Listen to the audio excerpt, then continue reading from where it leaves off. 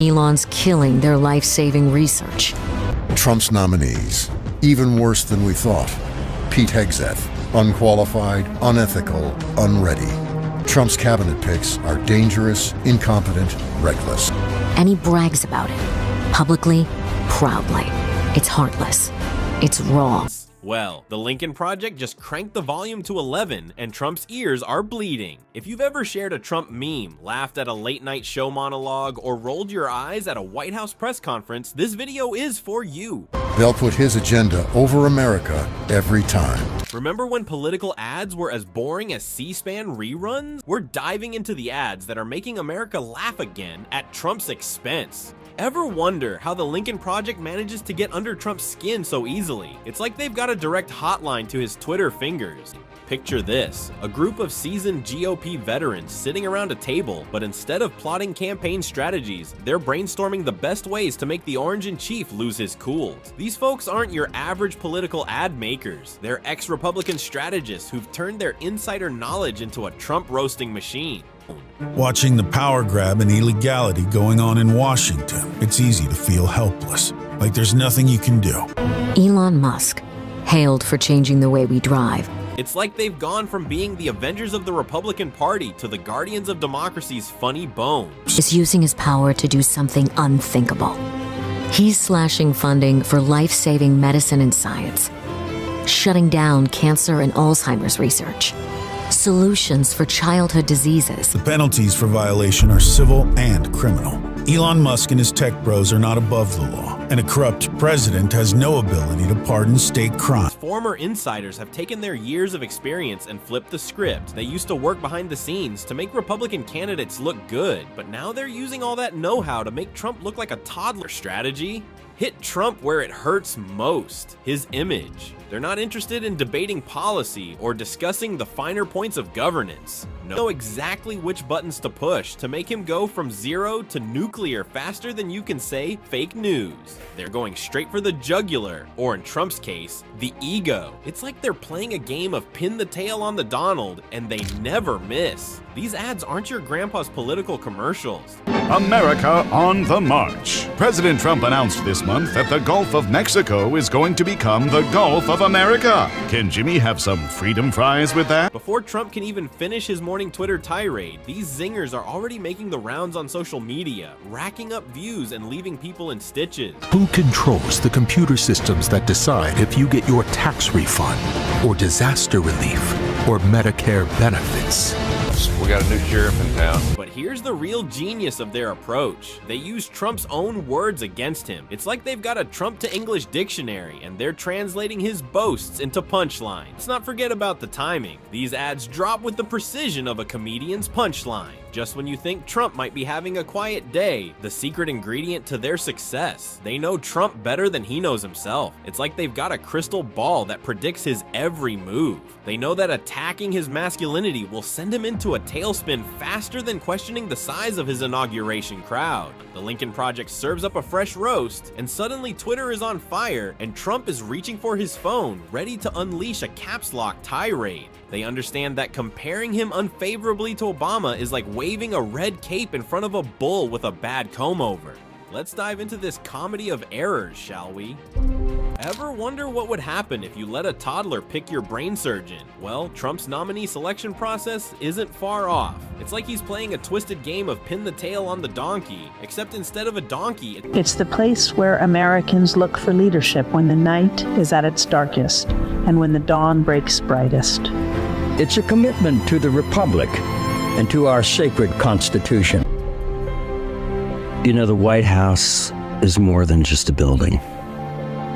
It's more than 18 acres of land in Washington, D.C. Unemployment is 98% under Joe Biden. Best debate prep since Lincoln. And a loaf of gasoline is $84 a pound. What about schools, sir? Let them eat bootstraps, sir. Now, you'd think having a clear head would be a pretty basic requirement for a high-level government position, but Pete's got a different idea. He's been dodging questions about his drinking problem faster than Trump dodges tax audit. He's also got a talent for financial mismanagement. He's run 2 organizations into the ground faster than you can say bankruptcy. And let's not forget his impressive juggling act with multiple affairs, because nothing says responsible responsible leadership like not being able to commit to one relationship, right? He thinks AA stands for absolutely awesome, and he's going for a perfect attendance record. But wait, there's more. Pete's not just a one-trick pony. Moving on to our next contestant in the Who Wants to Be a National Embarrassment game show, we have Pam Bondi, Trump's choice for Attorney General. Now, Pam's got a special talent. She can look at the 2020 election results and say, nah, I don't see it. It's like she thinks being Attorney General means being Trump's personal revenge lawyer. Now, you might be thinking, surely these picks are too ridiculous to be true. But nope, this is the reality show we're living in, folks.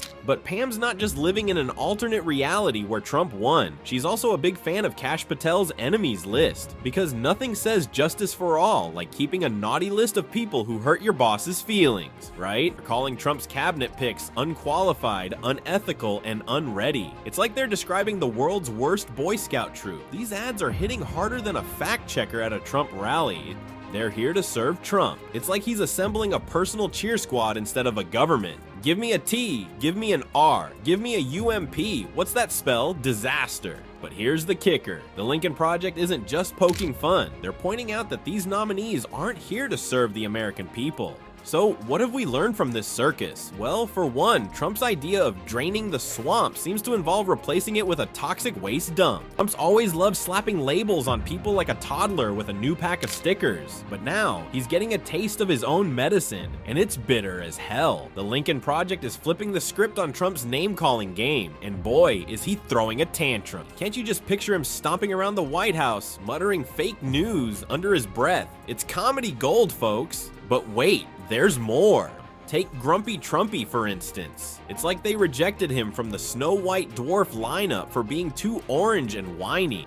Donnie Diapers is another gem that's got Trump's tidy whities in a twist. I mean, come on, it practically writes its own jokes. And let's be honest, that's pretty darn sticky. It's like they've unlocked the secret formula for political Velcro, and Trump's the unwilling test subject. Every time one of these nicknames trends on Twitter, you can almost hear the sound of Trump's blood pressure rising. But here's the kicker. These aren't just funny. They're hitting Trump where it hurts, right in his ego. And let's face it, Trump's ego is about as fragile as a soap bubble in a sandstorm. But here's the real kicker. These kindergarten tactics are actually working in political warfare. Who knew? It's like we've gone full circle, from sophisticated political discourse back to playground insult. Meet the meme masters behind the Lincoln Project's viral content. They're not your typical suit and tie political strategists. Nope, these are the cool kids of the political world. They're crafting weapons-grade political memes that are spreading faster than fake news on your uncle's Facebook feed. They're like the Avengers of the internet, if the Avengers were really into political satire and had a bone to pick with a certain orange-hued former president. These meme makers are turning complex political issues into shareable, laughable content. But here's the kicker. They're not just preaching to the choir. They're getting the choir to share, retweet, and go viral. It's like they've cracked the code of the internet's hive mind. Lincoln Project's meme game is so strong, it's like they've weaponized laughter. They're not just making fun of Trump, they're turning him into a punchline that everyone wants to share. One minute, you're scrolling through cat videos, and the next, you're sharing a meme of Trump trying to drink water with both hands. And you're not alone. Millions of others are doing the same thing.